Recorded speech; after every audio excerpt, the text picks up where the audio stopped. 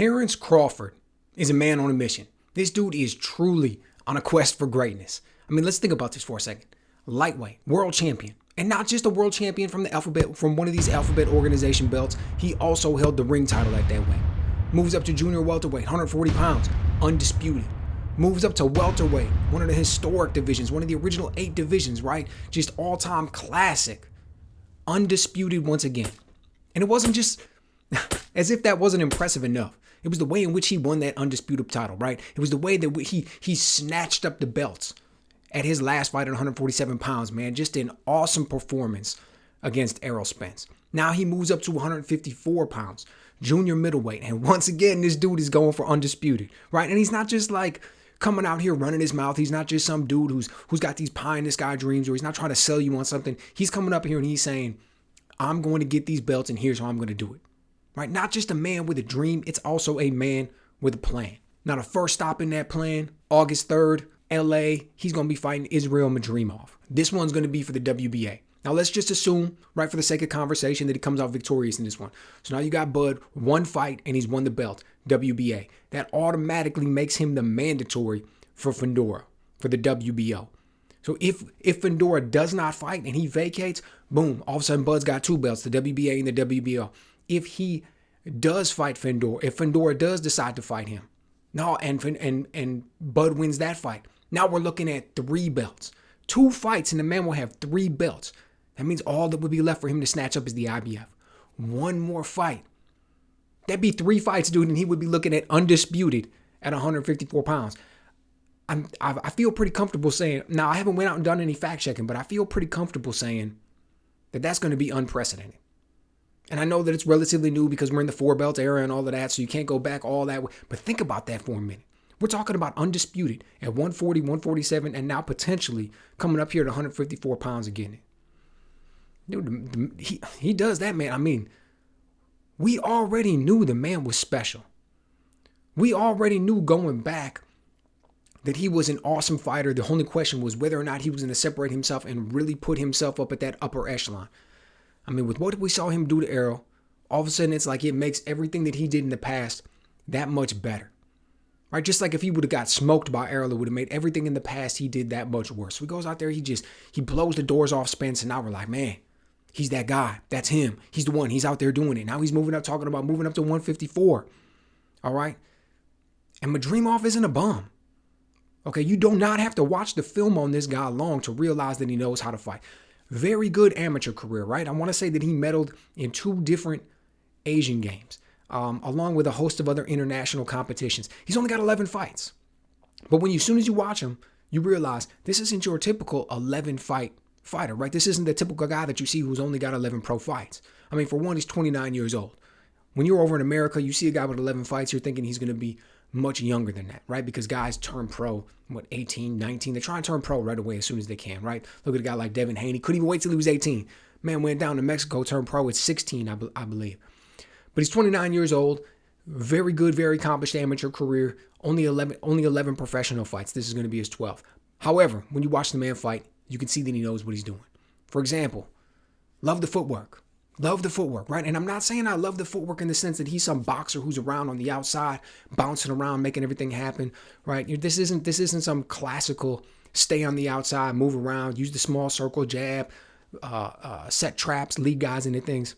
Not hardly, right? The closest thing that I can tell you about Madrimov's footwork is a prime Triple G, right? And it's because of the way that he makes everything seem effortless. Like he's aggressive. He wants to come forward. And it's like he's always able to get to the spots that he wants to get to. He's always able to cut the ring off. He's always able to back his opponents up against the ropes. And he makes it seem so smooth. He never really has to move that fast. Never really has to quickly adjust. Never really seems to be out of position. Decent jab. Loves going to the body. Good body puncher. I'll tell you this, though. His hands are out of position a lot. Right? And he does it on purpose. He comes in, he's got his hands down, but it's also when he comes back in his defensive positions. He doesn't use feints that much. I believe that he can probably be set up. How is he going to handle a guy who uses extensive feints, a really crafty fighter like Crawford? How is he going to handle backing up at times? How is he going to handle if he can't get a guy up against the ropes, or if he tries to get Crawford against the ropes and Bud just sets a trap and then spins him and puts him with his back up there? How's all that stuff going to look? I wasn't really impressed by his counterpunching. And let me tell you, if you don't have good, strong counterpunching at the highest level, guys are going to be much more willing to open up their offense on you. So just a few things that I started to think at as soon as I was looking at this. And we know how Bud is, man. We know how this dude is, right? I can already picture how this fight's going to go. He likes to start a little bit slow. Likes to see what this guy's going to give him. He wants to go out there and figure him out. Doesn't want to take any crazy chances. Doesn't want to get caught cold. Doesn't want to do anything that's unbecoming of a man of his caliber. So he's going to come out and he's going to start slow, likely in the orthodox stance. Right, it's what we typically see from Crawford. Madrimov, on the other hand, not only is he an aggressive fighter, a guy who likes to be on the front foot, but I've got this suspicion that he's going to try and play the bully in there, at least a little bit. I mean, he's strong, he's physically fit, right? But on top of that, you got Bud coming up from the smaller weight class, and anytime you got a guy coming up from a smaller weight class, one of the things that you'll typically see the bigger guy do is try and impress himself upon the smaller man right away and let him know, hey, there's weight classes for a reason. I'm the bigger guy. You're coming up here. This isn't going to be a walk in the park. This isn't going to be easy. I'm too strong for you. So you may come out there and try and be aggressive, try and bully him, jump on him right away and let him know, hey, I'm nobody to be played with. You're not just going to snatch this belt up from me. If that's the case, I think it won't be long before Madrimov runs into something. Dude, Bud is so good with his counterpunching. So good. Comes over the top with the jab, comes with the right hooks, takes these little half step backs and hits uppercuts. He's got all kinds of tricks in the bag, man. He knows how to change speed with both his hands and his foot speed. Gets really good angles on guys. So I think it'll be a little bit of more of a chess match at first. My guess is that Madrimov is going to have to be a little bit more careful than we've seen him with other guys, because Bud's going to be by far the most accomplished fighter that he's been in the ring with.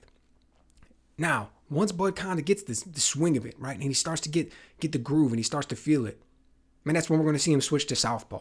And that's when these defensive questions that I got about Madrimov are going to have to get answered. How's he going to deal with that jab? How's he going to deal if he has to be on the back foot? How's he going to deal with the feints and the change of speed and the traps that Crawford can set?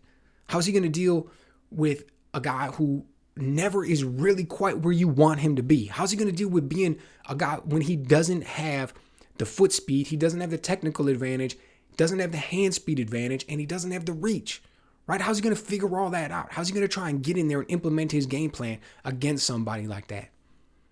I think it's going to be a lot of uphill swimming, don't get me wrong. I started all off this by saying Madrimov knows how to fight, and I stand on that. You can look at the guy and you can quickly see that he knows how to fight.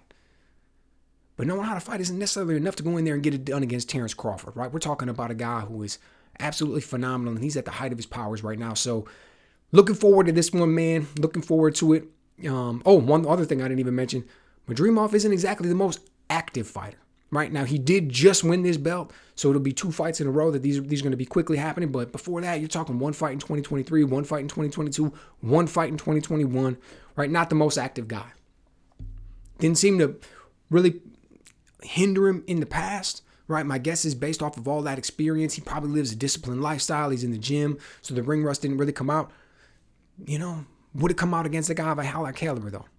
All of that remains to be seen. So let me know what you guys think. Are you as excited about this one as I am? Are you just motivated to see what Bud does at 154? Motivated to see what he does against his competition?